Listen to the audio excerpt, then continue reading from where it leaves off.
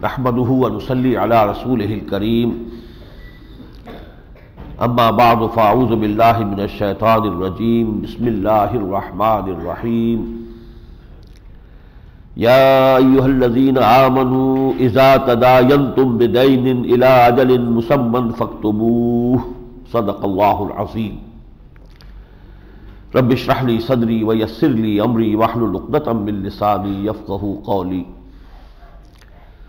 اللهم ربنا الہمنا رشدنا واعذنا من شرور انفسنا اللهم ارنا الحق حقا وارزقنا اتباعه وارنا الباطل باطلا وارزقنا اجتنابه اللهم وفقنا لما تحب وترضى آمین یا رب العالمین۔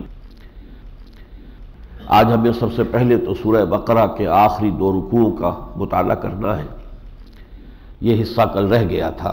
سورہ بقرہ کی جو 39واں رکوع ہے اس میں قرآن حکیم کی طویل ترین آیت آئی ہے، آیت الدین، یعنی انسانی معاملات میں، کاروبار میں، لین دین میں جہاں بھی کہیں قرض کا معاملہ آ رہا ہو اس کے بارے میں خصوصی احکام ہیں جو دیے گئے ہیں۔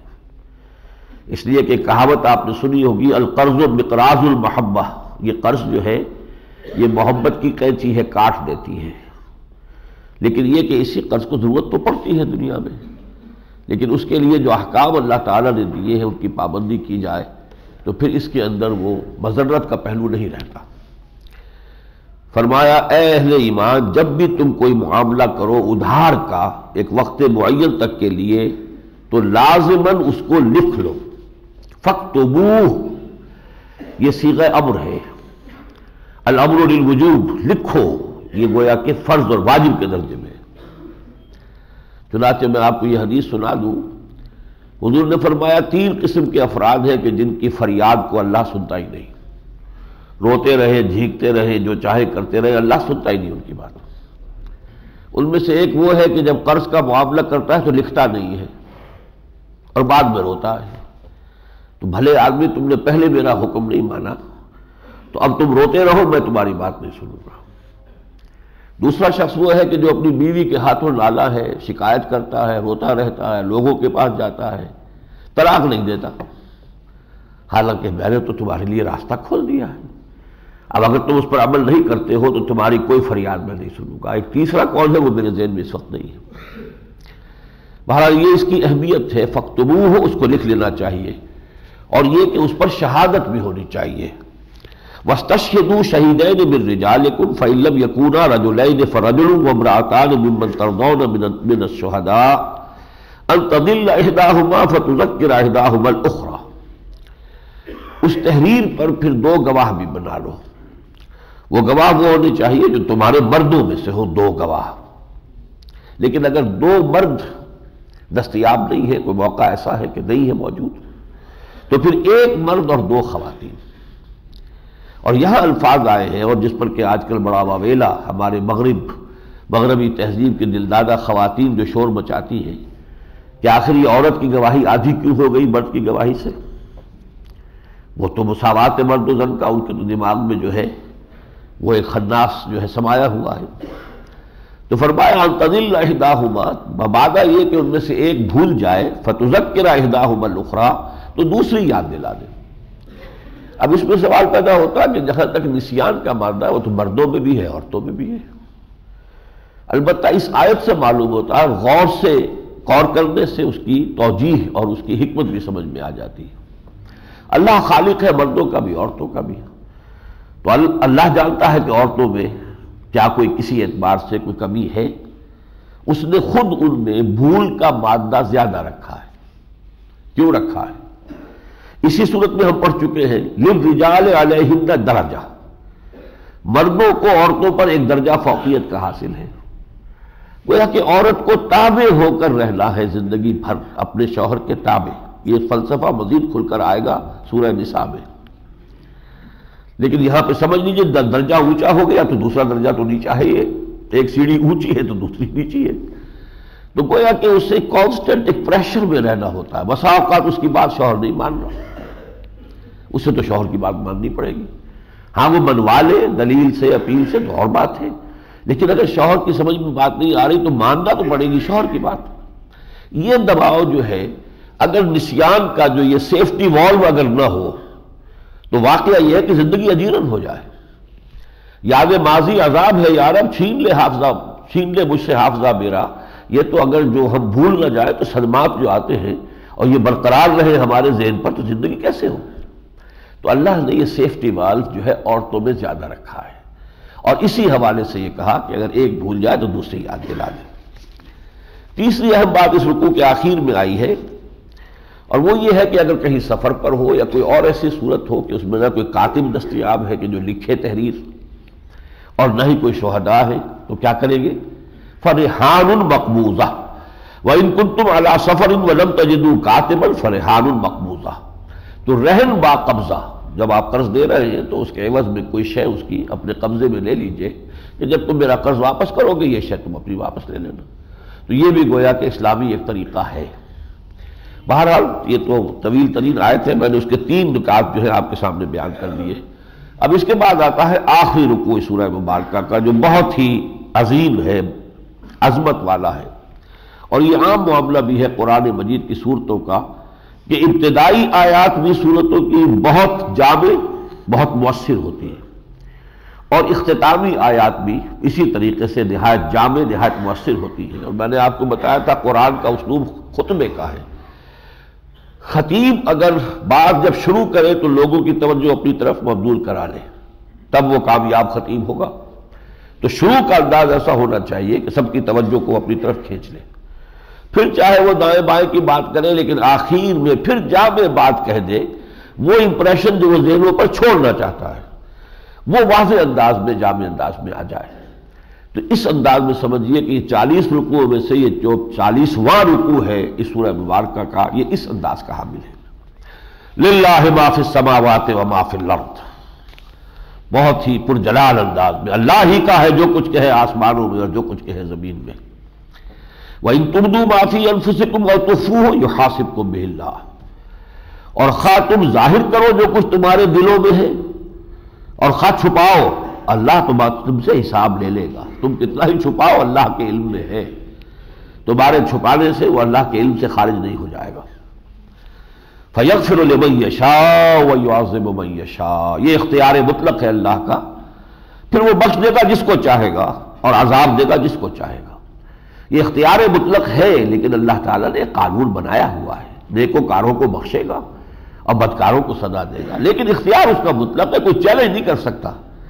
اگر اللہ ابو جہل کو معاف کر دے تو ہم یہ نہیں کہہ سکتے اللہ تو نے کیسے معاف کر دیا، یہ اللہ کا اختیار ہے.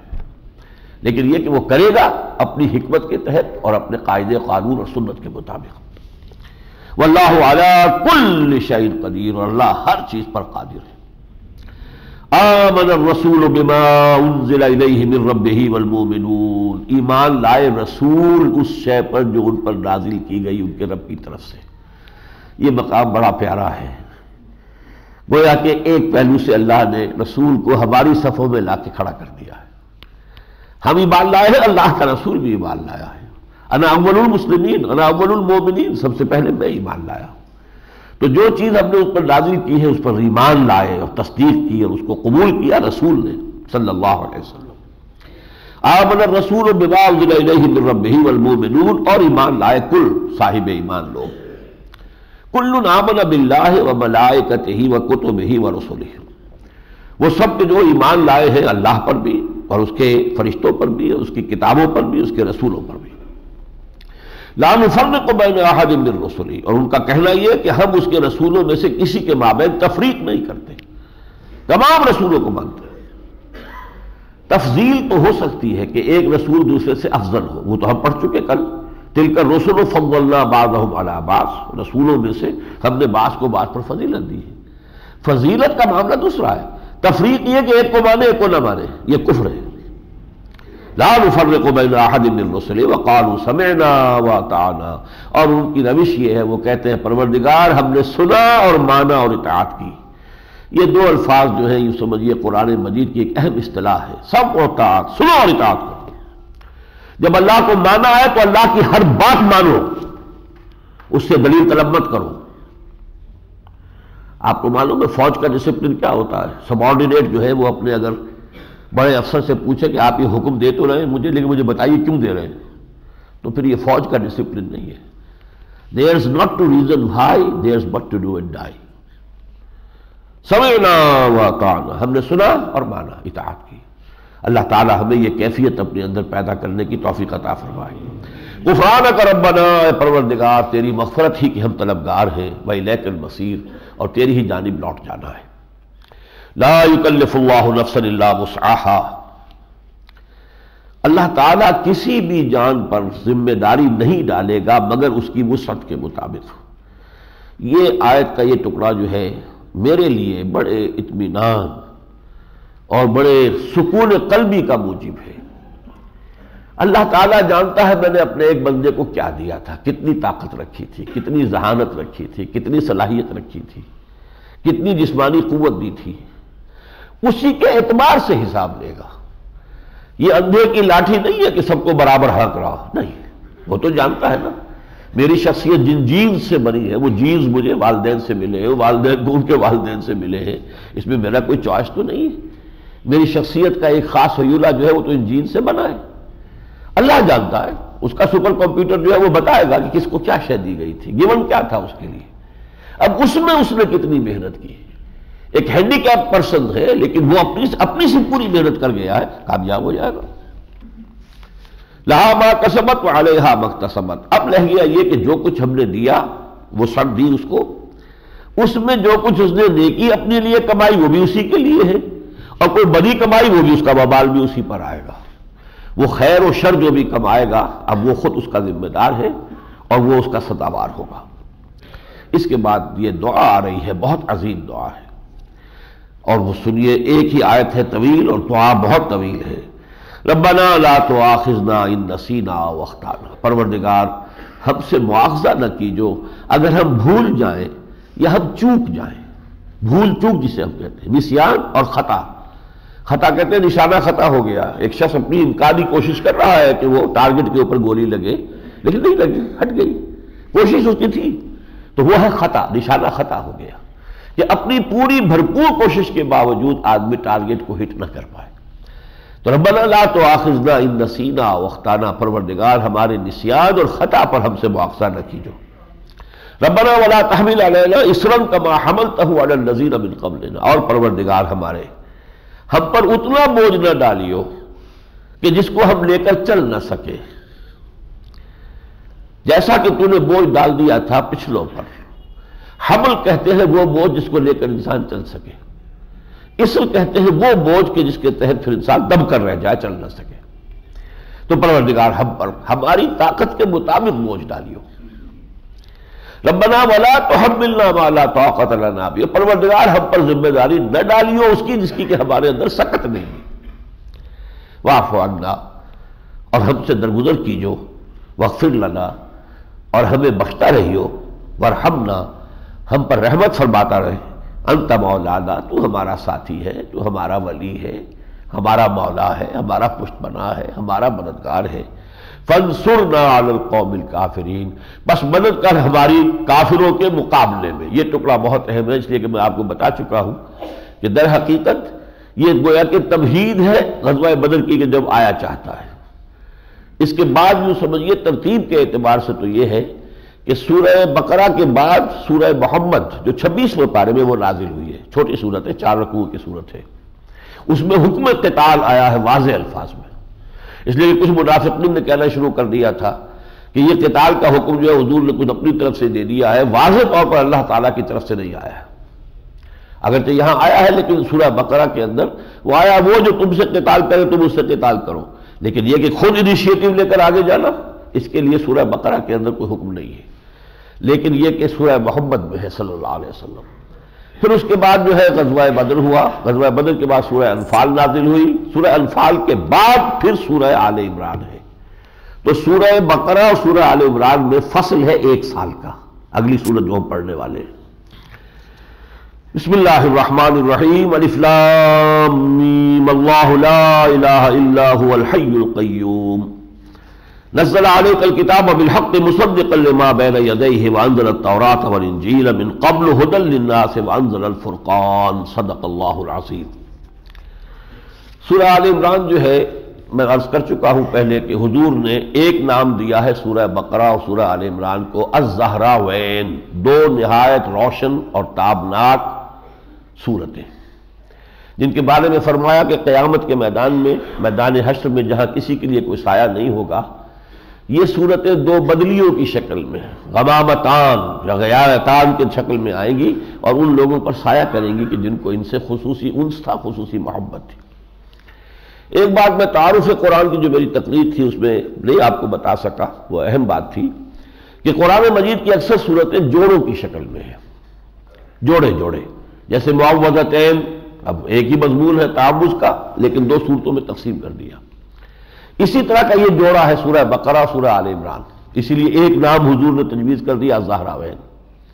دونوں کا آغاز ہو رہا ہے الف لام میم سے، یہی حروف مقطعات تھے جن سے سورہ بقرہ شروع ہوئی، انہی سے یہ سورہ آل عمران شروع ہو رہی ہے۔ وہاں بھی اس کے بعد کتاب کا ذکر تھا، ذالک الکتاب لا ریب فیہ ھدی للمتقین، یہاں بھی سب سے پہلے اللہ تعالیٰ نے نزول کتب جو ہے اس کا تذکرہ فرمایا ہے۔ اس سورہ مبارکہ کے مضامین میں بڑی مشابہت آپ دیکھیں گے سورہ بقرہ کے مضامین کی، اور اس کی جو تقسیم ہے وہ بھی سورہ بقرہ کی طرح نصفین، دو آدھے آدھے حصوں میں کلیئرلی ڈسٹنکٹلی منقسم ہے، بلکہ یہاں یہ تقسیم بہت واضح ہے۔ کل 200 آیات ہیں، 20 رکوع ہیں، 10 رکوع حصہ اول، 10 رکوع حصہ ثانی۔ حصہ اول میں اصل خطاب کا رخ اہل کتاب اور ان میں سے بھی خاص طور پر نصارہ کی طرف، عیسائیوں کی طرف، جبکہ سورہ بقرہ میں یہود کی طرف خطاب تھا۔ اب اہل کتاب کا جو دوسرا گروہ ہے نصارہ، ان کے ساتھ خطاب ہے اصلا، لیکن یہ کہ دونوں کو ملا کر بھی خطاب کیا گیا۔ پہلا حصہ وہ ہے، دوسرے حصے میں سارا خطاب مسلمانوں سے۔ پھر یہ کہ یہ دونوں حصے تین اور تینوں جو ہے یہ دونوں جگہ پر یہ ورٹیکل ڈویژن ہے۔ پہلے حصے میں 32 آیات، پھر 31 آیات، پھر 38 آیات، لیکن رکوعوں کا حساب نہیں ہے۔ دوسرے حصے میں 2 رکوع، پھر 6 رکوع، پھر 2 رکوع، اس طریقے سے یہ ورٹیکل، جس کو میں نے کل کہا تھا کہ یہ تقسیم ان دونوں حصوں کے اندر موجود ہے۔ پہلا حصہ جو ہے نصف اول کا، 32 آیات نہایت تمہیدی جو ہے وہ جامع ہے، ان میں حکمت ہے، دین کی بنیادی دعوت ہے، جیسے کہ سورہ بقرہ کے پہلے 4 رکوع تھے۔ پھر 31 آیات میں خطاب خالص عیسائیوں کے ساتھ، اور اس میں مقصود یہ ہے کہ ان کی جو سب سے بڑی گمراہی تھی کہ انہوں نے حضرت مسیح کو اللہ کا بیٹا قرار دے دیا صرف اس لیے کہ وہ بن باپ کے پیدا ہوئے، اس کی نفی کی گئی۔ ان کی سب سے بڑی گمراہی یہی تھی۔ پھر یہ ہے کہ 38 آیات میں پھر یہود اور نصارہ دونوں کو جمع کر کے یا اہل الکتاب خطاب ہوا ہے۔ تو آئیے بسم اللہ کرتے ہیں۔ اب یہ نصف اول کا حصہ اول ہے، سب سے پہلے جو ہم پڑھ رہے ہیں، الف لام میم، اللہ لا الہ الا هو الحی القیوم، اللہ وہ ہستی ہے کہ جس کے سوا کوئی معبود نہیں، وہ زندہ جاوید ہے اور پوری کائنات کو، تمام موجودات کو تھامنے والا ہے، تھامے ہوئے۔ نزل علیک الکتاب بالحق مصدقا لما بین یدیہ وانزل التوراۃ والانجیل من قبل ھدی للناس وانزل الفرقان۔ اس نے اے نبی آپ پر کتاب نازل فرمائی ہے جو کہ تصدیق کرتے ہوئے آئی ہے اس کی کہ جو اس کے سامنے موجود ہے، اور اس نے اتاری تھی تورات بھی اور انجیل بھی من قبل، پہلے، ھدی للناس، اور یہ سارا سلسلہ کیا ہے؟ انسانوں کے لیے ہدایت، جو سورہ بقرہ کے 4 رکوع کے آخر میں آیا تھا فَإِمَّا يَأْتِيَنَّكُم مِّنِّي هُدًى فَمَن تَبِعَ هُدَايَ فَلَا خَوْفٌ عَلَيْهِمْ وَلَا هُمْ يَحْزَنُونَ۔ لیکن آگے چل کر اس رکوع میں ایک بہت اہم مضمون آ گیا ہے کہ آسمانی کتابوں میں 2 طرح کی آیات ہوتی ہیں۔ هُوَ الَّذِي أَنزَلَ عَلَيْكَ الْكِتَابَ مِنْهُ آيَاتٌ مُحْكَمَاتٌ هُنَّ أُمُّ الْكِتَابِ وَأُخَرُ مُتَشَابِهَاتٌ، وہی ہے جس نے اے محمد آپ پر نازل کی ہے یہ کتاب، اس میں کچھ آیات تو ہے محکم، مضبوط، واضح، صریح، وہ ہے اصل جڑ، اصل بنیاد، اصل مقصود جو ہے ہدایت چونکہ دینے کے لیے قرآن مجید نازل ہوا ہے، تو کیا فرض ہے، کیا آپ کے لیے حرام ہے، کیا واجب ہے، کیا جائز ہے، یہ چیزیں بتانے کے لیے جو احکام کی آیات آئی ہیں وہ محکم ہے، بالکل واضح ہے، ان کے مدلول میں، ان کے مفہوم میں کہیں کوئی اشتباہ نہیں ہو سکتا۔ وَأُخَرُ مُتَشَابِهَاتٌ، لیکن دوسری کچھ آیات ایسی بھی ہیں کہ ان میں کچھ تشابہ سا پڑ جاتا ہے، مشابہت سی پیدا ہو جاتی ہے۔ یہ کون سی آیات ہے اچھی طرح سمجھ لیجئے۔ میں نے تعارف قرآن والی تقریر میں عرض کیا تھا کہ ایک تو جو عالم غیب کے امور قرآن مجید بیان کرتا ہے وہ ہمارے فہم سے ماورا ہے، ذات باری تعالی، صفات باری تعالی، فرشتوں کا وجود، جنت اور دوزخ، اب یہ سب کچھ جو ہے یہ ان سین ورلڈ ہے ہمارے لیے، لہذا اس کی ہمیں کوئی چونکہ تجربہ نہیں ہے، اس کے لیے ہماری زبان میں الفاظ بھی صحیح نہیں ہے، لیکن اس کا کچھ نہ کچھ علم ہمیں دینا ضروری ہے۔ تو ہماری زبان میں، ہمارے مشاہدات میں جو قریب تر کوئی کانسیپٹس اور فینومینا ہے ان کے حوالے سے ان کی رہنمائی کی گئی ہے، لیکن اس کے حقیقی مفہوم کو اس دنیا میں رہتے ہوئے اس حیات دنیاوی میں ہم نہیں سمجھ سکتے۔ وہ تو آخرت ہی میں سمجھ میں آئیں گی جب وہ حقائق سامنے آ جائیں گے۔ اور ایک دوسری قسم آیات متشابہات کی وہ ہے کہ یہ جو یونیورسل فینومینا ہے، ان کی جو توجیحات ہیں، سائنٹیفک فینومینا، قرآن مجید نے ان کی طرف اشارے کیے ہیں، لیکن آج سے 1000 سال قبل جو ہے فرض کیجئے کہ ابھی نوع انسانی کا علم جو ہے سائنسی اعتبار سے ابھی اتنی ابتدائی سٹیج میں تھا کہ وہ ان چیزوں کو سمجھ نہیں سکتے تھے، تو وہ چیزیں بھی متشابہات میں تھیں۔ اب بھی یہ کہ اگرچہ یہ 1400 برس جو گزرے ہیں ان میں سے بہت سی چیزیں اب سمجھ میں آ گئی۔ ڈاکٹر مورس بکائی نے اسی لیے کتاب لکھی دی قرآن دی بائبل اینڈ سائنس، کہ قرآن مجید میں کوئی ایک حرف بھی غیر سائنسی ثابت نہیں ہوا آج تک، جبکہ تورات کے اندر بہت سی چیزیں ثابت ہو چکی ہے کہ ان سائنٹیفک ہے اور غلط ہے سائنس کے نقطہ نگاہ سے۔ اور یہ فرینچ سرجن تھے ڈاکٹر مورس بوکائی، اب ایمان لا چکے ہیں، اللہ کا شکر ہے، ان کی کتاب بڑی مارکت لا رہا ہے۔ اس اعتبار سے رفتہ رفتہ بہت سی چیزیں تو منکشف ہو گئی، اب بھی موجود ہیں، مثلاً 7 آسمان، ہمیں کیا پتہ، اب بھی نہیں معلوم ہمیں، لیکن لازماً ایک وقت آ جائے گا کہ جب کہ معلوم ہوگا کہ یہ تھی وہ حقیقت جس کو قرآن نے 7 آسمانوں سے تعبیر کیا تھا، لیکن اس وقت تک کے لیے یہ متشابہات میں ہے۔ اب فرمایا کہ جن لوگوں کے دلوں میں کجی ہے، فَأَمَّا الَّذِينَ فِي قُلُوبِهِمْ زَيْغٌ فَيَتَّبِعُونَ مَا تَشَابَهَ مِنْهُ ابْتِغَاءَ الْفِتْنَةِ وَابْتِغَاءَ تَأْوِيلِهِ، تو وہ پیچھے پڑے رہتے ہیں کھود کلید میں ان متشابہ آیات کے، تاکہ ان کا جو ہے فتنے بھی اٹھائے۔ اب ظاہر بات ہے جب ان کا حقیقی مفہوم آپ کے ذہن کی گرفت میں آ ہی نہیں سکتا تو کوئی نہ کوئی آپ غلط تصور قائم کریں گے اور اس سے ایک فتنہ لوگوں کے اندر اٹھا دیں گے، اور یہ کہ آپ چاہتے ہیں اس کی اصل حقیقت کو جان لینا، جب وما یعلم تاویلہ الا اللہ، جبکہ اس کی اصل حقیقت کوئی نہیں جانتا سوائے اللہ کے۔ اس کے برعکس جنہیں رسوخ فی العلم حاصل ہے ان کا قول کیا ہے؟ والراسخون فی العلم یقولون آمنا بہ کل من عند ربنا، جو راسخ ہوتے ہیں، پختہ ہوتے ہیں، جن کا علم جو ہے پختہ ہے، وہ یہ کہتے ہیں کہ ہم سب پر ایمان لاتے ہیں، آیات محکمات پر بھی، متشابہات پر بھی، سب ہمارے رب کی طرف سے آئی ہیں۔ وما یذکر الا اولو الالباب، لیکن یہ نصیحت صرف انہی کو حاصل ہوتی ہے کہ جو واقعتاً عقل والے ہیں، سوچ والے ہیں، شعور والے ہیں۔ وہ کیا کہتے ہیں؟ یہ بڑی پیاری دعا آئی ہے، ربنا لا تزغ قلوبنا بعد اذ ہدیتنا، اے رب ہمارے جب کہ تو نے ہمیں ہدایت دی ہے تو اب ہمارے دلوں کو کج نہ ہونے دے، ہمارے دلوں کو کجی میں نہ ڈال۔ وہب لنا من لدنک رحمہ، اور ہمیں اپنے خاص خزانہ فیض سے رحمت عطا فرما، انک انت الوہاب، یقیناً تو ہی ہے بخشنے والا اور دینے والا۔ ربنا انک جامع الناس لیوم لا ریب فیہ ان اللہ لا یخلف المیعاد، پروردگار یقیناً تو جمع کرے گا تمام انسانوں کو اس دن جس کے آمد میں کوئی شک نہیں ہے، اور یقیناً تو اپنے وعدے کے خلاف نہیں کرتا، تو نے بتایا ہے کہ وہ ایک دن آئے گا، وہ دن آ کر رہے گا۔ تو یہ پہلا رکوع تھا اس سورہ مبارکہ کا۔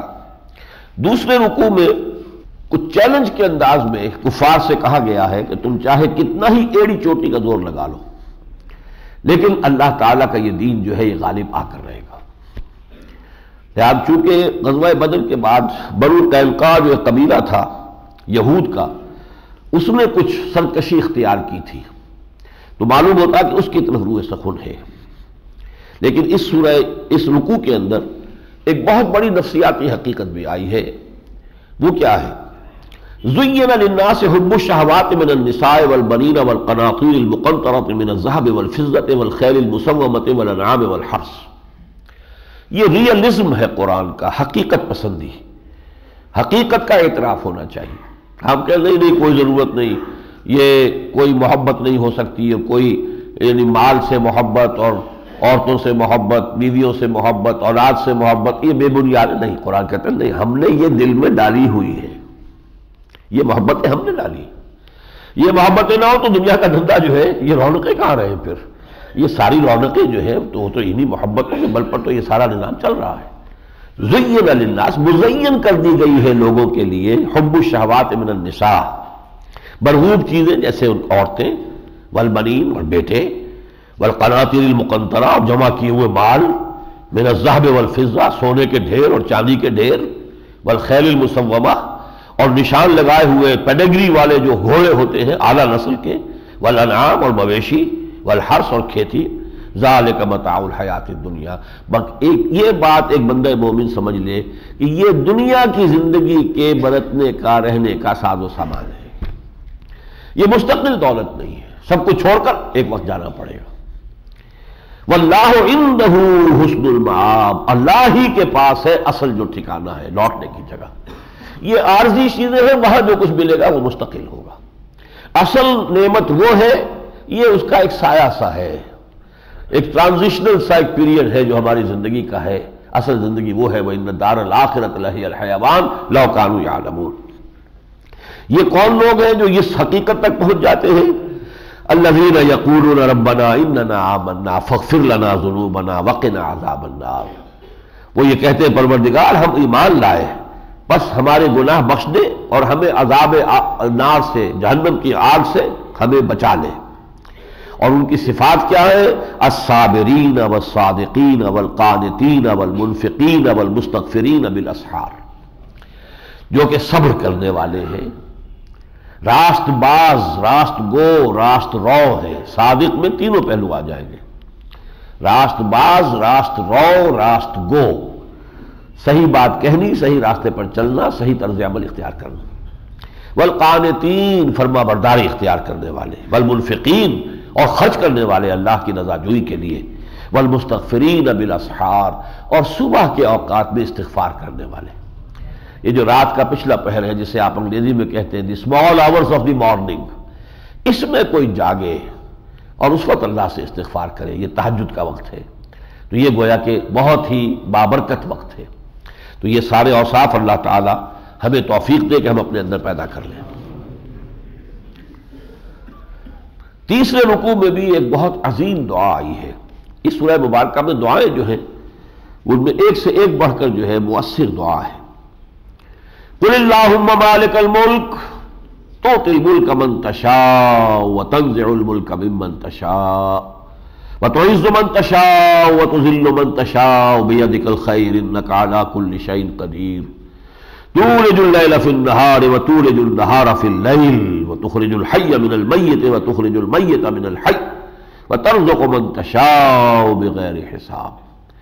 کہو اے نبی، کہو اے مسلمانوں، کہو اے اللہ جو کل مالک الملک ہے، کل کائنات کا مالک مطلق ہے، تو تل ملک من تشاء، تو ملک اور حکومت اور اقتدار دیتا ہے جس کو چاہتا ہے، وتنزع الملک ممن تشاء اور سلب کر لیتا ہے، چھین لیتا ہے اقتدار اور حکومت اور غلبہ جس سے چاہتا ہے، وتعز من تشاء اور تو عزت دیتا ہے جس کو چاہتا ہے، وتذل من تشاء اور تو ذلیل کر دیتا ہے جس کو چاہتا ہے۔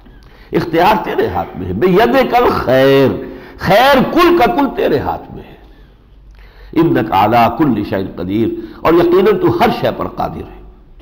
تولج اللیل فی النہار، وہ تو رات کو پروتا ہوا لے آتا ہے دن میں، وتولج النہار فی اللیل، دن کو پروتا ہوا لے آتا ہے رات میں سے، وتخرج الحی من المیت، مردہ میں سے زندہ کو برآمد کرتا ہے، مردہ زمین پڑی ہوئی تھی اور اس کے اندر سے لہلہاتے ہوئے پودے نکل آئے، وہ زندگی کا منظر ہے۔ وتخرج المیت من الحی اور زندہ میں سے مردہ کو نکالتا ہے، وترزق من تشاء بغیر حساب اور تو رزق دیتا ہے جس کو چاہتا ہے بغیر حساب۔ یہ جو نصف اول کا حصہ اول ہے، اس کی آخری دو آیات اب آپ کو سنا رہا ہوں، یہ چوتھے رکوع کے شروع میں آئی ہے اور اس میں فرق بیان کیا گیا ہے۔ ایک مرحلہ اور مرتبہ ہے اطاعت خدا و رسول، یہ تو کم ترین ہے، لازمی ہے، کوئی شخص اس کو اختیار نہیں کرتا تو مسلمان ہی نہیں ہے. کہیں پاؤں پھسل گیا، غلطی ہو گئی، وہ بات اور ہے، لیکن اصول کے طور پر اسے اختیار کرنا پڑے گا کہ مجھے ماننا ہے اللہ کو اور اس کو رسول کو، اور اس کے ہر حکم کی اطاعت کرنی ہے. ایک اس سے اونچا مرحلہ ہے اتباع رسول، وہی کچھ کرنا جو رسول نے کیا صلی اللہ علیہ وسلم. چاہے رسول نے حکم نہیں دیا، ایک ہے جو رسول نے حکم دے دیا، وہ تو واجب الاطاعت ہے، واجب التعمیل ہے، وہ تو کم ترین ہے، لازمی ہے. ایک وہ ہے کہ جو حضور نے خود کیا. حضور نے کوئی جائیداد نہیں بنائی. اللہ کے کوئی بندے ایسے بھی ہو سکتے ہیں جو اتباع رسول میں طے کر لیں کوئی جائیداد نہیں بنائیں گے، اور صوفیاء کرام نے یہ کیا. تبھی ان کے اندر وہ تاثیر پیدا ہوئی کہ ایک ایک کے ہاتھوں، معین الدین اجمیری رحمۃ اللہ علیہ کے ہاتھ پر 90,000 انسان جو ہے ایمان لایا ہے، جبکہ ابھی ہندو راجپوتوں کی حکومت کے مرکز میں جا کر وہ بیٹھ گئے تھے. یہ نہیں تھا. یہاں ہمارے جو آئے ہیں علی حجویری رحمۃ اللہ علیہ، یہ اس وقت آئے جبکہ اسلامی حکومت یہاں قائم ہو چکی تھی، چاہے اسماعیل بخاری ہو چاہے علی حجویری ہو. لیکن معین الدین اجمیری کہاں جا کر بیٹھا ہے؟ راجپوتوں کے گڑھ میں جا کر بیٹھا ہے، رائے پتھورا کے مرکز میں، اور وہاں اس درویش نے دعوت دی ہے اور 90,000 انسان ایمان لائے. لیکن یہ کیا تھے؟ وہ اتباع رسول کرنے والے لوگ تھے. ایک ہے کہ انسان طے کر لے وہی لایا عمل اختیار کروں گا زندگی میں کہ جو رسول نے اختیار کیا. یہ ہے بلند تر مقام، اور یہ ہے محبوبیت خداوندی کا مقام. فرمایا قل ان کنتم تحبون اللہ فاتبعونی یحببکم اللہ.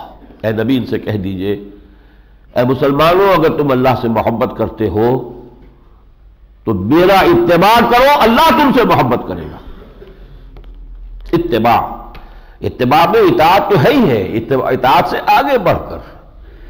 حضور نے یہ نہیں کہا کہ کوئی جائیداد نہ بناؤ، کسی سے نہیں کہا مسلمان سے نہیں، لیکن حضور نے نہیں بنائی. حضور نے اپنی پوری زندگی جو ہے وہی کے آغاز کے بعد سے لے کر کوئی معاش کے لیے ایک لمحہ صرف نہیں کیا. لیکن آپ نے یہ حکم نہیں دیا عام آدمی کے لیے معاش کے لیے بھی اسے کچھ نہ کچھ محنت کرنی ہے. ایک شخص وہ جو طے کر لیتا ہے کہ مجھے حضور کے ہی نقش قدم پر چلنا ہے. تو فرمایا یہ تو ہے اونچا مقام. قل ان کنتم تحبون اللہ فاتبعونی یحببکم اللہ ویغفر لکم ذنوبکم. اگر تم اللہ سے محبت کرتے تو میرا اتباع کرو، اللہ تم سے محبت کرے گا اور تمہاری تمام لغزشوں کو بخش دے گا. واللہ غفور الرحیم، اور اللہ غفور الرحیم ہے. باقی اس سے کم تر قل اطیعوا اللہ والرسول، اللہ اور اس کے رسول کی اطاعت تو لازم ہے ہی. فَإِن تَوَلَّوْا فَإِنَّ اللَّهَ لَا يُحِبُّ الْكَافِرِينَ. اگر اس اطاعت سے بھی روگردانی کر رہے ہیں تو اللہ کو یہ کافر بالکل پسند نہیں. یہ تو کافر ہو گئے، پھر درجہ کہاں کا؟ اطاعت تو لازم ہے، جو حکم دے دیا اس سے سرتا بھی. پھر اسلام کہاں رہا؟ اسلام تو نام ہے اللہ اور اس کے رسول کی اطاعت کا. اس کے بعد دوسرا حصہ شروع ہو رہا ہے اس کا، جو کہ 31 آیات پر مشتمل ہے. جیسا کہ میں عرض کر چکا ہوں، اس میں یہ روح سخن ہے پورا کا پورا وہ نصارہ پر. حضرت مسیح علیہ السلام کے حالات کچھ بیان کیے، اور اس میں خاص طور پر جو ہے یہ بھی سمجھ لیجئے کہ یہ سن 9 ہجری میں نازل ہوئی ہیں آیات. نجران جو ہے عرب کے جنوب میں ایک علاقہ ہے جہاں پہ کہ عیسائی آباد تھے. عرب کے شمال میں یہ خیبر کا علاقہ تھا، وہاں یہودی آباد تھے. نجران یہ جنوب میں تھا، یہاں عیسائی آباد تھے. وہاں سے ایک وفد آیا تھا بہت بڑا، 75 افراد کا، اور 3 بڑے ان کے علماء آئے تھے حضور سے گفتگو کرنے کے لیے. تو الوہیت مسیح کا مسئلہ اس پر ساری گفتگو ہوئی. وہ ہے گفتگو کہ جس کے لیے اللہ تعالیٰ نے یہ آیات نازل کی اپنے بندے محمد صلی اللہ علیہ وسلم کی رہنمائی کے لیے. چنانچہ اس میں آغاز ہوتا ہے ان اللہ اصطفیٰ آدم ونوحا وآل ابراہیم وآل عمران علی العالمین. اللہ تعالیٰ نے آدم اور نوح اور آل ابراہیم اور آل عمران ان سب کو تمام جہان والوں پر فوقیت دی اور پسند کر لیا. یہ نبوت کا سلسلہ جو چلا ہے، حضرت آدم سے لے کر حضرت نوح تک آدم کی اولاد میں، نوح کے بعد سے لے کر حضرت ابراہیم تک نوح کی اولاد میں، حضرت ابراہیم کے بعد سے حضرت محمد تک حضرت ابراہیم کی اولاد میں. لیکن اس کے بعد خاص طور پر ذکر ہو رہا ہے حضرت یحییٰ، ان کے والد تھے حضرت زکریہ، بہت بوڑھے ہو چکے تھے، بہت بوڑھے، اور ان کی جو اہلیہ تھیں وہ بھی بہت نیک خاتون تھی لیکن ساری عمر بانجھ رہی تھی. حضرت مریم جب پیدا ہوئی ہیں تو ان کی والدہ نے نظر مان لی تھی کہ پروردگار میرے پیٹ میں اس امید میں کہ بچہ لڑکا ہوگا وہ میں ہر ذمہ داری سے اسے آزاد کر کے تیرے ہیکل، تیری عبادت گاہ جو ہے اس کے خادموں میں شامل کر دوں گی کہ اس کی خدمت کرے۔ رب انی نذرت لک ما فی بطنی محررا، جو میرے پیٹ میں جو بچہ ہے وہ میں تیری نذر کرتی ہوں۔ اللہ نے اس نذر کو قبول کر لیا، لیکن جب بچہ ہوا تو وہ بچی تھی مریم۔ اب انہوں نے جو کہا رب انی وضعتھا انثی، پروردگار یہ تو میں جو جنی ہوں یہ تو لڑکی ہو گئی ہے پیدا۔ اللہ نے فرمایا ولیس الذکر کالانثیٰ، جیسی یہ لڑکی ہے ویسا کون سا لڑکا ہوگا۔ مریم کا جو مقام ہے، وَإِنِّي سَمَّيْتُهَا مریم، پھر یہ کہ انہوں نے کہا والدہ نے کہ میں نے مریم ان کا نام رکھا ہے۔ بہرحال اللہ تعالیٰ نے پھر مریم کو حضرت زکریا جو اس وقت کے نبی تھے ان کی کفالت میں دے دیا، ان کی تربیت، ان کی پرورش وہ حضرت زکریا کے ہاں ہے۔ حضرت زکریا جب بھی ہیکل میں داخل ہوتے تھے، حجرہ تھا ایک علیحدہ حضرت مریم کا، دیکھتے تھے وہاں انواع و اقسام کے کھانے رکھے ہوئے، بے موسمی میوے رکھے ہوئے، یہ کہاں سے آ رہے ہیں؟ تو وہ پوچھتے تھے یا مریم انا لک ھذا، یہ کہاں سے آ جاتے ہیں؟ قالت هو من عند اللہ، وہ انہوں نے جواب دیا کہ یہ سب اللہ کی طرف سے، یعنی معجزانہ طور پر غیب سے اللہ تعالیٰ ان کو غذا دے رہا تھا۔ اس پر ہنالک دعا زکریا ربہ، اب ایک ہوک سی اٹھی حضرت زکریا کے دل میں کہ اللہ کی اتنی بڑی نعمت اور اس کا اتنا بڑا فضل اس بچی پر ہے، تو اللہ سے میں بھی دعا کروں، میرا بھی دامن امید اللہ تعالیٰ بھر دے۔ اب اس وقت انہوں نے اللہ سے دعا کی، قال رب هب لی من لدنک ذریۃ طیبہ، پروردگار مجھے خاص اپنے فضل سے ایک بڑی پاکیزہ اور صالح اولاد عطا فرما، انک سمیع الدعاء، یقیناً تو دعا کا سننے والا ہے، قبول کرنے والا ہے۔ فنادت الملائکۃ وہو قائم یصلی فی المحراب، تو فرشتوں نے انہیں پکار کر کہا جبکہ وہ محراب میں نماز پڑھ رہے تھے، ان اللہ یبشرک بیحییٰ، اللہ تعالیٰ بشارت دیتا ہے تمہیں یحییٰ کی، مصدقا بکلمۃ من اللہ، وہ تصدیق کریں گے اللہ کے ایک کلمے کی، اللہ کی طرف سے کلمہ آنے والا ہے حضرت مسیح، ان کی تصدیق کریں گے حضرت یحییٰ، وسیدا وحصورا ونبیا من الصالحین، بڑے سردار ہوں گے اور یہ کہ مجرد تجرد کی زندگی گزاریں گے اور وہ صالحین میں سے نیک نبی ہوں گے۔ قال رب انا یکون لی غلام، اب وہ تعجب ہو رہا ہے حضرت زکریا کو، پہلے خود دعا بھی کی ہے کہ پروردگار میرے ہاں بیٹا کیسے ہو جائے گا، وقد بلغنی الکبر وامرأتی عاقر، اور میں بوڑھا بھوس ہو چکا ہوں اور میری بیوی جو ہے وہ ساری عمر بانجھ رہی ہے۔ قال کذلک اللہ یفعل ما یشاء، اللہ نے فرمایا کہ اسی طرح اللہ کرتا ہے جو چاہتا ہے، اسے کسی وسیلے کی ذریعے کی حاجت نہیں ہے۔ یہ وسائل اور ذرائع اور میٹیریل مینز یہ تو ہمیں ضرورت ہوتی ہے، اللہ جو کرنا چاہے اس کی شان یہ ہے کہ وہ یقول لہ کن فیکون۔ اب اس کو قرآن نے پہلے پیش کیا کہ اگر صرف بن باپ کے پیدائش حضرت مسیح کا معاملہ جو ہے وہ ان کی الوہیت پر دلالت کر سکتا ہے، تو سوچو کہ حضرت یحییٰ کی ولادت کیسے ہوئی ہے، ایک انتہائی بوڑھے شخص کے ہاں، اور ایک عورت وہ جو ساری عمر باندھ گئی ہے، بوڑھی عورت ہے، ان کے ہاں اولاد ہو گئی، تو یہ بھی تو معمول کے مطابق بات تو نہیں ہے۔ ذرا ایک قدم اور آگے اللہ نے اس میں کیا ہے کہ حضرت مریم کے ہاں جو ولادت ہوئی حضرت عیسیٰ علیہ السلام کی وہ بغیر باپ کے تھی، لہذا اب میں وہ حصہ پڑھ کر سنا رہا ہوں جس سے اس میں مطابقت آپ کے سامنے آ جائے گی کہ کتنے متوازی ہیں یہ دونوں چیزیں۔ اس قالت الملائکۃ یا مریم ان اللہ یبشرک بکلمۃ منہ، اسی طرح یاد کرو جب کہ کہا فرشتوں نے مریم سے، اے مریم اللہ بشارت دیتا ہے تمہیں ایک اپنے کلمے کی، اپنے طرف سے کلمہ ہوگا، اسمہ مسیح عیسیٰ ابن مریم، ان کا نام ہوگا مسیح عیسیٰ ابن مریم، وجیہا فی الدنیا والآخرہ، دنیا اور آخرت دونوں میں باعزت ہوگا، ومن المقربین، ہمارے مقربین بارگاہ میں سے ہوگا، ویکلم الناس فی المہد وکہلا، لوگوں سے بات کرے گا پنگھوڑے میں بھی، بالکل بچپن میں پیدا ہوتے ہی، اور پھر بڑی عمر کو پہنچ کر بھی، ومن الصالحین، اور نیکوکاروں میں ہوگا۔ قالت رب انا یکون لی ولد، وہی بات حضرت مریم نے کہی، پروردگار میرے ہاں کیسے بیٹا ہو جائے گا، ولم یمسسنی بشر، مجھے کسی مرد نے آج تک چھوا ہی نہیں۔ قال کذالک اللہ یخلق ما یشاء، فرمایا ایسے ہی ہوگا، اللہ کرتا ہے جو چاہتا ہے، اذا قضى امرا، جب وہ کسی شے کا فیصلہ کر لیتا ہے، فانما یقول له کن فیکون، تو اسے تو پھر صرف کہنا ہوتا ہے کن اور وہ بات ہو جاتی ہے۔ وَيُعَلِّمُهُ الْكِتَابَ وَالْحِکْمَةَ، اللہ اس کو یعنی حضرت مسیح علیہ السلام کو کتاب اور حکمت کی تعلیم دے گا، یعنی تورات اور انجیل کی۔ وَرَسُولًا إِلَىٰ بَنِي اسرائیل، اور اسے بھیجے گا رسول بنا کر بنی اسرائیل کی طرف۔ یہ ہے وہ بنیاد جس پر کہ پھر آخر میں جب بہت بحث و نظا ہوئے اور مجادلہ ہوا، مباحثہ ہوا، ان لوگوں نے مان کر نہیں دیا، دل میں مان گئے لیکن اقرار نہیں کیا۔ تو پھر آخری جو ان کو چیلنج کیا گیا وہ یہ تھا کہ اب مباہلہ کرو۔ یہ مباہلہ یہ ہوتا ہے کہ جب ایک شے، فرض کیجئے میرے اور آپ کے مابین ایک نزاع ہے، اور میں یہ سمجھتا ہوں کہ آپ قائل تو دل میں ہو چکے ہیں کہ بات میری ٹھیک ہے، مان نہیں رہے، تو اب مباہلے کی پھر میں چیلنج دیتا ہوں کہ آؤ مباہلہ کریں، جمع ہو جائیں۔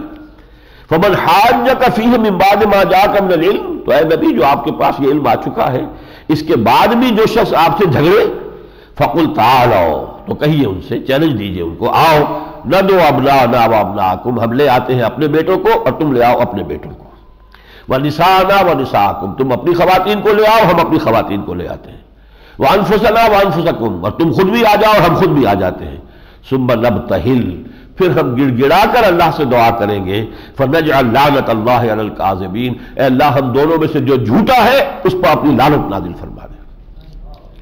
یہ ہے مباہلہ، لیکن یہ کہ انہوں نے مباہلے کا چیلنج قبول نہیں کیا، گردن جھکا کر وہاں سے چلے گئے، بات مانی بھی نہیں لیکن مباہلے کے لیے میدان میں آئے بھی نہیں۔ إِنَّ هَذَا لَهُوَ الْقَصَصُ الْحَقُّ، یہ معاملہ اللہ فرما رہا ہے بالکل حق ہے، واقعات جو ہم بیان کر رہے ہیں یہ بالکل مطابق واقعہ ہے۔ وَمَا مِنْ إِلَٰهٍ إِلَّا اللَّهُ، اللہ کے سوا کوئی اور معبود نہیں، وَإِنَّ اللَّهَ لَهُوَ الْعَزِيزُ الْحَكِيمُ، اور یقیناً اللہ زبردست ہے، حکمت والا۔ فَإِن تَوَلَّوْا فَإِنَّ اللَّهَ عَلِيمٌ بِالْمُفْسِدِينَ، پھر بھی اگر وہ روگردانی کرے تو اللہ اپنے ایسے مفسدوں کو خوب جانتا ہے۔ اس کے بعد جیسا کہ میں نے عرض کیا، اس حصہ اول، اس کا جو تیسرا حصہ ہے، نصف اول کا تیسرا حصہ، اس میں جو 7واں رکوع آ رہا ہے یہ ہے پورا کا پورا دعوت کا انداز۔ میں وہ چاہوں گا کہ پورا ترجمہ کروں۔ قُلْ يَا أَهْلَ الْكِتَابِ تَعَالَوْا إِلَىٰ كَلِمَةٍ سَوَاءٍ بَيْنَنَا وَبَيْنَكُمْ، اے نبی کہہ دیجئے، اے اہل کتاب، اب یہاں دونوں بریکٹڈ ہو گئے ہیں، نصارہ اور یہود، اے کتاب والو آ جاؤ ایک ایسی بات پر ہم جمع ہو جائیں جو ہمارے اور تمہارے مابین مشترک ہے۔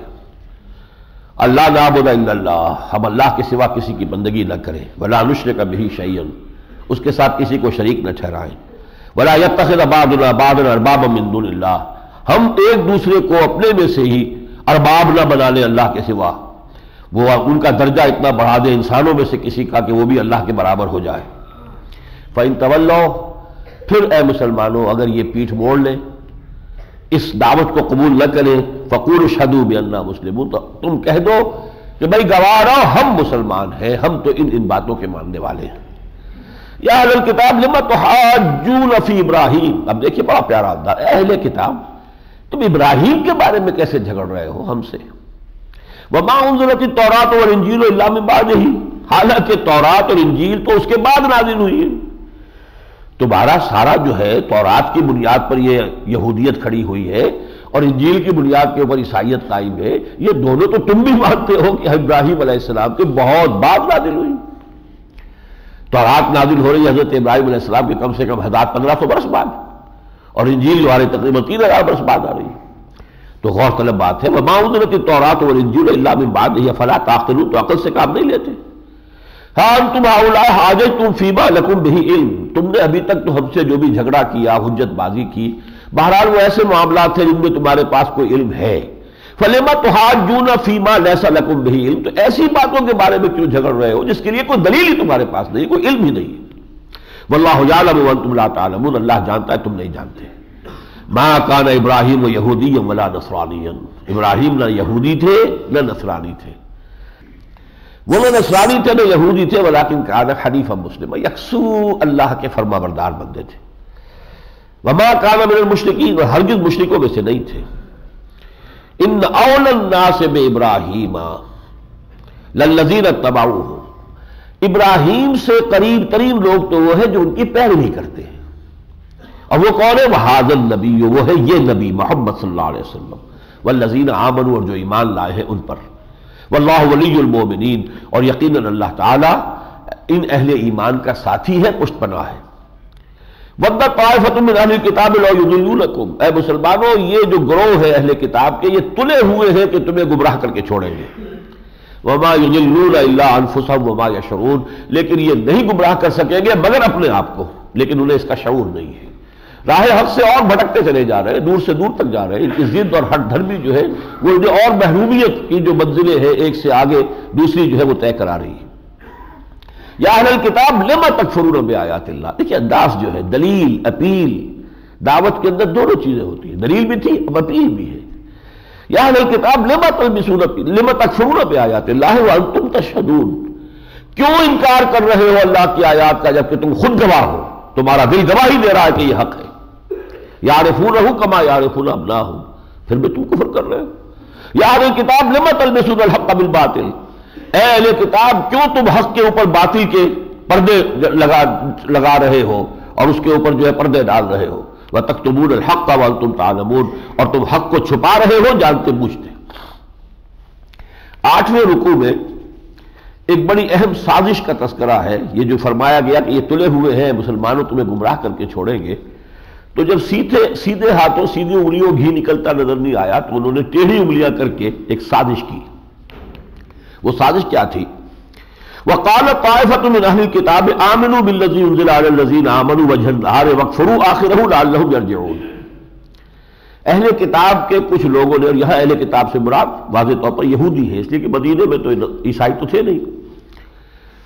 ان کے گروہ نے یہ طے کیا کہ ایسا کرو کہ صبح کے وقت تو ایمان کا اعلان کر دو بھی ہم بھی ایمان لے آئے محمد پر صلی اللہ علیہ وسلم. وَاكْفُرُوا آخِرَهُ، اور شام کو کفر کا اعلان کر لو. بھائی دیکھ لیا ہم نے قریب جا کے کچھ نہیں رکھا، یہ دور کے ڈھول سہانے تھے. اب اس سازش کو پورا کرنے کے لیے وہ دن بھر رہے ہوں گے حضور کی محفل میں تاکہ لوگوں پر یہ اثر ڈال سکے کہ ہم تو بڑی نیک نیتی سے ایمان لائے تھے، بڑی اچھی توقعات ہمیں تھی، ہم سمجھتے تھے کہ واقعی کچھ روحانیت ہمیں ملے گی، کوئی علم ملے گا. دیکھ لیا ہم نے یہ سب دور کے ڈھول سہانے، کچھ نہیں ہے، شام کو مرتد ہو جاؤ. لعلہم یرجعون، شاید کہ یہ بھی لوٹے. یعنی ایک دغدغہ بہت سے لوگوں کے دلوں میں پیدا ہو سکتا ہے. یہ بڑے لوگ تھے، عالم لوگ تھے، بڑے متقی تھے، امامے اور ان کے قبائیں اور آبائیں تھیں، سب تھی، اور یہ آئے تھے بڑے خلوص کے ساتھ. اب یہ بہرحال کچھ نہ کچھ تو دیکھا ہوگا نا، انہوں نے کوئی نہ کوئی تو غلط شے دیکھی ہوگی جس کی وجہ سے یہ واپس گئے ہیں. تو کچھ نہ کچھ لوگوں کے اندر جو ہے نفسیاتی طور پر وہ جو ساکھ تھی ایمان کی اور اسلام کی، اس کو نقصان پہنچانے کے لیے انہوں نے یہ سازش کی. یہ ہے کہ جو انہوں نے ہتھ کنڈے استعمال کیے، لیکن اللہ تعالیٰ کا فضل ہے کہ ان کے تمام یہ ہتھ کنڈے ناکام ہوئے. لیکن یہ کہ یہودیوں کی یعنی یہ بات ماننی پڑتی ہے، سازشی ذہن جو ہے ان کا، اس کی جو صلاحیت ان کے اندر ہے، کانسپیریسیز، اس کا تو اندازہ آپ کو کرنا ہو تو ولیم رائکر کی کتاب پونز ان دی گیم پڑھیے. یہ پوری زائنسٹ موومنٹ اور اس سے پہلے آرڈر آف دی ایلومیناٹی 1776 میں جو قائم ہوا تھا، یہ 250 برس میں جو انقلاب دنیا میں لے آئے ہیں اپنے سازشی پروگرام کے تحت، اس کا کچھ اندازہ شاید آپ کو ہو سکے. اسی رکوع میں پھر آگے ایک بڑی حقیقت کا اعتراف بھی ہے، اور یہ بات بڑی ضروری ہوتی ہے دعوت کے لیے کہ اگر آپ کے مخالف کے اندر بھی کوئی پہلو اچھا ہے تو اسے تسلیم کریں، تاکہ وہ بھی سمجھے کہ یہ کوئی ہمارے دشمن عثمانی میں نہیں ہے ہٹ دھرم، بلکہ ہمارے اندر کوئی خیر ہے تو خیر کو ہی تسلیم کر لیتے ہیں. فرمایا کہ ان میں سے کچھ لوگ ایسے بھی ہیں وَمِنْ أَهْلِ الْكِتَابِ مَنْ إِنْ تَأْمَنْهُ بِقِنْطَارٍ يُؤَدِّهِ إِلَيْكَ، کہ اگر ان کے پاس تم ڈھیروں سونا رکھوا دو امانت تو یہ واپس کر دیں گے، خیانت نہیں کریں گے. وَمِنْهُمْ مَنْ إِنْ تَأْمَنْهُ بِدِينَارٍ لَا يُؤَدِّهِ إِلَيْكَ إِلَّا مَا دُمْتَ عَلَيْهِ قَائِمًا، ان میں ایسے بھی ہیں کہ ایک دینار بھی ان کے پاس کہیں امانت رکھوا دیا تو وہ واپس نہیں کریں گے الا یہ کہ ان کے سر پر سوار ہو کر ان سے وصول کرو. یہ جو ان کا طرز عمل تھا، اب اس کی ایک بنیاد تھی مذہبی طور پر جو انہوں نے گھڑ لی تھی. یہ بنیاد تورات میں نہیں ہے، تالمود میں ہے. اور موجودہ یہودیت جو ہے یوں سمجھیے کہ اصل میں وہ تالمود ہے ان کی کتاب. تورات تو بس ایک مقدس صحیفہ ہے، ایک تاریخ ہے، اس سے زیادہ تورات کی اہمیت ان کے ہاں نہیں ہے. سارا عمل ان کا جو ہے، کیونکہ ان کی ساری فقہ جو ہے وہ تالمود میں ہے، سارے ان کے جو فیصلے وہ سب تالمود میں. تالمود میں یہ ہے کہ کوئی یہودی کسی غیر یہودی کو دھوکہ دے سکتا ہے، اس کا مال ہڑپ کر سکتا ہے، اس کو خیانت کر سکتا ہے، جو چاہے کرے، اس کے اوپر کوئی ملامت نہیں. یہودی کے ساتھ نہ کرے، غیر یہودی سے سود بھی لو، آپس میں سود کا لین دین نہیں ہوگا. یہ ان کی تالمود کی شریعت ہے جس پر کہ وہ عمل پیرا ہے۔ فرمایا ذالک بانہم قالوا لیس علینا فی الامیین سبیل، یہ اس لیے کہ انہوں نے یہ چیز گھڑ لی ہے کہ امیین یعنی جنٹائلز یا گوئمز یعنی غیر یہودی، یہودیوں کے نزدیک پورے انسان تو صرف یہودی ہے، باقی جو انسان ہے غیر یہودی وہ انسان نظر آتے ہیں، حقیقت میں انسان نہیں ہے، وہ تو حیوان ہے۔ اور جیسے گھوڑے کو تانگے میں جوڑنا آدمی کا حق ہے، ایسے ہی ان حیوانات نما انسانوں کو یا انسان نما حیوانات کو ایکسپلائٹ کرنا اور ان سے مفادات حاصل کرنا یہ ہمارا حق ہے، یہ ان کا فلسفہ ہے ڈکلیئرڈ۔ اور اس پر دی ادر اسرائیل کے نام سے ایک ڈاکومنٹری ویڈیو بھی بنا ہے، عیسائیوں نے بنایا ہے، کہ جنہوں نے اس کتاب کے حوالے سے تالمود کے صفحات سامنے دکھائے ہیں، انڈر لائن کر کے ہائی لائٹ کر کے ساری باتیں دکھائی ہیں، دی ادر اسرائیل، یہ ہے اصل اسرائیل۔ اس لیے کہ ایک تحریک چل رہی ہے امریکہ میں کہ جو وائٹ امریکن جو ملیشیاز ہیں، وائٹ کرسچین ملیشیاز، وہ یہود کے بہت مخالف ہیں اور وہ ان کی ساری حقیقت وہ کھود کھود کر لا رہے ہیں۔ وَيَقُولُونَ عَلَى اللَّهِ كَذِبًا وَهُمْ يَعْلَمُونَ، اور یہ سب جو جھوٹ جڑ رہے ہیں اللہ پر جانتے بوجھتے ہوئے۔ اللہ نے تو کبھی ایسی بات نہیں کی کہ غیر یہودی کو جیسے چاہو تم ستا لو، جیسے چاہو دھوکہ دے دو، جیسے چاہو اسے لوٹ لو، جو چاہو کرو۔ پھر اسی رکوع میں ایک اور حقیقت آئی ہے اور اس میں روح سخن اب ہے نصارہ کی طرف۔ جیسا کہ میں نے عرض کیا تھا یہ حصہ جو ہے تیسرا حصہ ہے، نصف اول کا تیسرا حصہ 38 آیات پر مشتمل ہے، اس میں دونوں کی طرف، لیکن کوئی بات زیادہ جو ہے وہ یہود کی طرف ہے اور کسی بات کا زیادہ روح سخن جو ہے وہ نصارہ کی طرف ہے۔ ما كان لبشر ان يؤتيه الله الكتاب والحكم والنبوة ثم يقول للناس كونوا عبادا لي من دون الله، کسی بشر کے لیے یہ روا نہیں ہے، یہ ممکن نہیں ہے کہ اللہ تو اسے کتاب عطا فرمائے، حکمت عطا فرمائے، نبوت عطا فرمائے، پھر وہ لوگوں سے یہ کہے کہ میرے بندے بن جاؤ، اللہ کی بجائے میرے بندے بن جاؤ۔ یعنی یہ تم نے گھڑ لیا ہے، حضرت مسیح کو بھی الوہیت میں شامل کر لیا ہے، یہ تمہارا اپنا معاملہ ہے، مسیح کی طرف سے کوئی ایسی بات تم ثابت نہیں کر سکتے۔ اور یہ واقعہ ہے جو گاسپلز ہیں چاروں، سینٹ میتھیو کی ہو، سینٹ جان کی ہو، سینٹ لوک کی ہو، جتنی بھی میتھڈ چاروں گاسپلز کے نونیکل، کہیں یہ نہیں الوہیت مسیح کا تذکرہ ان میں موجود نہیں ہے۔ یہ بعد میں سینٹ پال وغیرہ نے اور لوگوں نے جو ہے وہ بدعات ایجاد کی ہیں، ورنہ حضرت مسیح نے کبھی نہیں کہا میرا اور تمہارا آسمانی خدا، میرا اور تمہارا آسمانی باپ۔ انہوں نے یہ نہیں کہا میرا ہی باپ ہے، وہ نہیں، میرا اور تمہارا آسمانی باپ۔ جیسے باپ پروان چڑھاتا ہے پالتا ہے، ایسے ہی پروردگار کی جو پرورش کرنے کی صفت ہے اس کو باپ سے تعبیر کیا، میرا اور تمہارا آسمانی باپ۔ لیکن کہیں انہوں نے کہا کہ مجھے پوجو، وَلَٰكِن كُونُوا رَبَّانِيِّينَ، وہ تو یہی کہے گا کہ اللہ کے بندے بنو، اللہ کو پوجو، بِمَا كُنتُمْ تُعَلِّمُونَ الْكِتَابَ وَبِمَا كُنتُمْ تَدْرُسُونَ، اس بطفیل اس کے کہ جو تمہیں کتاب کی تعلیم دی جا رہی ہے اور جو تم پڑھتے رہے ہو، تو ان کتابوں کا تو منشا یہ ہے کہ اللہ کی بندگی کرو۔ اب نویں رکوع میں ایک بہت اہم بات آ رہی ہے کہ تمام انبیاء سے عالم غیب میں اللہ تعالیٰ نے ایک میثاق لیا تھا۔ ایک تو میثاق ہے جو تمام انسانوں سے لیا گیا، وہ سورہ آراف میں اس کا تذکرہ آئے گا، وہ مکی صورت ہے۔ الستو بربکم قالوا بلی، جبکہ ابھی جسم انسانی وجود میں نہیں آیا تھا، آدم کا بھی صرف ارواح تھی، تمام کی تمام ارواح تھی۔ الارواح جنود مجندہ، لشکروں کے لشکر تھے، آدم سے لے کر آخری انسان جو دنیا میں قیامت تک آئے گا سب کی ارواح موجود تھی۔ ان سے عہد لیا، الستو بربکم قالوا بلی۔ اسی عالم غیب میں، عالم ارواح میں جو نبوت سے سرفراز کیے جانے والے تھے ان سے خصوصی میثاق اور قول و قرار ہوا ہے۔ وَإِذْ أَخَذَ اللَّهُ مِيثَاقَ النَّبِيِّينَ، اور یاد کرو جب کہ اللہ نے انبیاء سے بھی ایک میثاق لیا تھا، لما آتیتکم من کتاب وحکمت، دیکھو جب میں تمہیں دوں گا کتاب اور حکمت، ثم جاءکم رسول، اور پھر اس کے بعد آئیں گے کوئی اور رسول، مصدق لما معکم، جو تصدیق کرتے ہوئے آئیں گے اس کی جو تمہارے ساتھ ہے، لتؤمنن بہ ولتنصرنہ، تم پر لازم ہے کہ ان پر ایمان لاؤ گے اور تم پر لازم ہے کہ ان کی مدد کرو گے۔ چنانچہ ہر نبی بعد والے کی پیشن گوئی دے کر گیا ہے، حضرت مسیح حضور کی پیشن گوئی دے کر گئے، فارقلیت آئے گا تو سب کچھ تمہیں بتائے گا۔ میں ابھی تم سے اور بھی بہت سی باتیں کرنا چاہتا تھا لیکن ابھی تم ان کا تحمل نہیں کر سکو گے، جب وہ فارقلیت آئے گا تو سب کچھ بتائے گا۔ موجود ہے حضرت موسیٰ علیہ السلام کی کتاب ڈیوٹرانومی جو ہے، کتاب استثناء، اس کے 18ویں باب کی 18ویں آیت میں حضور کی پیشن گوئی موجود ہے۔ تو یہ جن کو ان کو سب دے کر گئے. قال اقررتم، اللہ نے پوچھا تم اقرار کر رہے ہو اے نبیوں، ہونے والے نبیوں جو تم بعد میں نبوت سے سرفراز کیے جاؤ گے، واخذتم علی ذلکم اسری، اور اس پر تم اپنا میرا بار عہد قبول کرتے ہو. قالوا اقررنا، ان سب نے کہا تھا ہم نے اقرار کیا. قال فاشهدوا وانا معكم من الشاهدين، تو اللہ نے فرمایا اب گواہ رہنا اس میثاق کے، اور میں بھی تمہارے ساتھ اب گواہ ہوں. فمن تولى بعد ذلك فاولئك هم الفاسقون، اور جو اس کے بعد منہ گردانی کرے گا تو وہ تو پھر سرکش ہوگا. اس کے بعد جو ہے اس میں وہ انداز جو سورہ بقرہ کے 16ویں رکوع میں آیا تھا، قولوا آمنا باللہ وما انزل الینا وما انزل الی ابراہیم واسماعیل واسحاق ویعقوب والاسباط، آیت جو کہ تو آ گئی. قل، اے نبی کہہ دیجئے، آمنا باللہ وما انزل علینا وما انزل الی ابراہیم واسماعیل واسحاق ویعقوب والاسباط وما اوتی موسیٰ وعیسیٰ والنبیون من ربہم لا نفرق بین احد منہم ونحن لہ مسلمون. یہ 9واں رکوع تھا. 10ویں رکوع میں سب سے پہلی آیت جو آ رہی ہے وہ 4 پارے کی پہلی آیت ہے، جس پر 2 مرتبہ میں حوالہ دے چکا ہوں. لن تنالوا البر حتى تنفقوا مما تحبون. دیکھو نیکی کے مقام تک ہرگز نہیں پہنچ سکو گے جب تک کہ اللہ کی راہ میں وہ چیزیں خرچ نہ کرو جو تمہیں محبوب ہوں. یہ معیار ہے.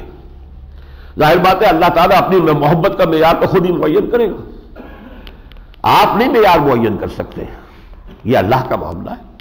لن تنالوا البر، یہ انتہائی سمجھیے کیٹیگوریکل ڈینائل ہے. یہاں پہ ہرگز نہیں پہنچ سکتے نیکی کے مقام کو حتی تنفقوا مما تحبون وما تنفقوا من شیء فإن اللہ بہ علیم. اور جو بھی کچھ تم خرچ کرو گے بھلائی کے لیے اللہ تعالیٰ اس کا علم رکھتا ہے. اس کے بعد پھر جیسے کہ پہلا جو حصہ تھا نصف اول ہم نے دیکھا سورہ بقرہ کا، حضرت ابراہیم کا تذکرہ اور خانہ کعبہ کا، یہاں بھی وہ موجود ہے. قل صدق اللہ فاتبعوا ملت ابراہیم حنیفا، اے نبی کہہ دیجیے اللہ نے سب سچ فرمایا، بس پیروی کرو ابراہیم کے طریقے کی جو یکسو تھا. وما کان من المشرکین، اور وہ ہرگز مشرکین میں سے نہیں تھا. ان اول بیت وضع للناس للذی بمکہ، پہلا گھر جو بنایا گیا ہے لوگوں کے لیے اللہ تعالیٰ کی عبادت گاہ وہ ہے جو مکے میں ہے. یہ صرف حضرت ابراہیم کا تعمیر کردہ نہیں ہے، نوٹ کر لیجیے، یہ آدم کا تعمیر کردہ ہے. پھر یہ امتداد زمانہ سے گر گیا تھا، دیواریں اس کی گر گئی تھی سیلاب کی وجہ سے. پھر اس کی بنیادیں جو موجود تھیں ان بنیادوں پر تعمیر اٹھائی ہے حضرت ابراہیم علیہ السلام نے. اذ یرفع ابراہیم القواعد من البیت واسماعیل، اللہ تعالیٰ نے نشاندہی کی یہ جگہ ہے. اول بیت وضع للناس للذی بمکہ، پہلا گھر بنا ہے. ورنہ سوچیے حضرت نوح کے زمانے میں کوئی عبادت گاہ نہیں بنی ہوگی. اول بیت وضع للناس تو وہ تو ہے مکہ. ظاہر بات ہے یہ حضرت آدم کی تعمیر تھی. مبارکن و ہدی للعالمین، وہ بہت بابرکت ہے اور تمام جہان والوں کے لیے مبارک اور ہدایت کا ذریعہ ہے. فیہ آیات بینات مقام ابراہیم، ان میں بڑی روشن نشانیاں موجود ہیں، مقام ابراہیم ہے. ومن دخلہ کان آمنا، جو اس میں داخل ہو جاتا ہے اس سے امن میسر آ جاتا ہے. وَلِلَّهِ عَلَى النَّاسِ حِجُّ الْبَيْتِ مَنِ اسْتَطَاعَ إِلَيْهِ سَبِيلًا، اللہ کا حق ہے لوگوں پر، اہل ایمان پر، کہ اس گھر کا حج کرے جو بھی اس کی استطاعت رکھتا ہو اس کے سفر کی. وَمَنْ كَفَرَ فَإِنَّ اللَّهَ غَنِيٌّ عَنِ الْعَالَمِينَ، اور جو کفر کرے تو اللہ تعالیٰ تمام جہانوں سے بے نیاز ہے. صاحب استطاعت ہو کر حج نہ کرنا اس پر کفر کا اطلاق ہو رہا ہے، اس لیے کہ یہ للہ علی الناس حج، اللہ کا حق ہے لوگوں پر کہ وہ اس کے گھر کا حج کریں. ہاں شرط ہے استطاعت، اگر استطاعت نہیں ہے تو حج فرض نہیں ہے. استطاعت ہے اور پھر نہیں کر رہے تو یہ گویا کہ ایک طرح کا کفر ہے. ومن کفر فإن اللہ غنی حمید. اس کے بعد پھر آخری انداز جو آیا ہے اس پہلے حصے کا، حصہ اول ختم ہو رہا ہے، اللہ کا فضل ہے. نصف اول قل یا اہل الکتاب، یہ گویا کہ وہ دعوت کے آخری فنیشنگ ٹچز ہیں. لما تصدون عن سبیل اللہ من آمن تبغونها عوجا، اے نبی ان سے کہیے اے اہل کتاب، اے یہود، اے نصارہ، تم کیوں لوگوں کو روک رہے ہو اللہ کے راستے سے؟ جو کوئی ایمان لے آتا ہے تم اس کے درپے ہو جاتے ہو کہ اس کو ٹیڑھ کی طرف اور کسی غلط راستے کی طرف لے کر جاؤ. وانتم شہداء، جبکہ دل میں تم اچھی طرح جانتے ہو کہ سیدھا راستہ انہی کا ہے. وما اللہ بغافل عما تعملون، اور دیکھو اللہ غافل نہیں ہے اس سے جو تم کر رہے ہو، ایک دن تمہیں اس کی جواب دہی کرنی پڑے گی. یا ایھا الذین آمنوا ان تطیعوا فریقا من الذین اوتوا الکتاب یردوکم بعد ایمانکم کافرین. ساتھ ہی ایک نوٹ آف کوشن اہل ایمان کے لیے. اہل ایمان اگر تم نے اطاعت کی ان اہل کتاب جن کو کتاب دی گئی تھی ان کے کسی گروہ کی، تو وہ تو تمہیں تمہارے ایمان کے بعد پھر کفر میں لوٹا کر لے جائیں گے. لہذا بی الرٹ، چوکنے رہو کہ وہ کہیں تمہیں تمہارے اس راہ حق سے مذبذب کر کے، اس میں شکوک و شبہات پیدا کر کے، شر الوسواس الخناس وسوسے پیدا کر کے تمہیں اس راستے سے برگشتہ نہ کر دے. وَكَيْفَ تَكْفُرُونَ وَأَنْتُمْ تُتْلَىٰ عَلَيْكُمْ آیاتُ اللَّهِ، اور تم کیسے کفر کی روش اختیار کرو گے جبکہ تمہیں تو اللہ کی آیات پڑھ کے سنائی جا رہی ہے. وَفِيكُمْ رَسُولُهُ، اور تمہارے اندر ابھی اس کے رسول موجود ہے بنفس نفیس صلی اللہ علیہ وسلم. وَمَن يَعْتَصِم بِاللَّهِ فَقَدْ هُدِيَ إِلَىٰ صِرَاطٍ مُسْتَقِيمٍ، اور جو اللہ کے ساتھ چمٹ جائے، اللہ کے دامن سے وابستہ ہو جائے، جیسے بچے کو خطرہ محسوس ہو تو ماں سے آ کے چمٹ جاتا ہے، اسی طریقے سے اللہ کے ساتھ انسان اپنے آپ کو چمٹا لے. وَمَن يَعْتَصِم بِاللَّهِ فَقَدْ هُدِيَ إِلَىٰ صِرَاطٍ مُسْتَقِيمٍ، اس کی ہدایت ہو گئی سیدھے راستے کی طرف. اللہم ربنا اجعلنا منہم. بارک اللہ لی ولکم فی القرآن العظیم ونفعنی وإیاکم بالآیات والذکر الحکیم.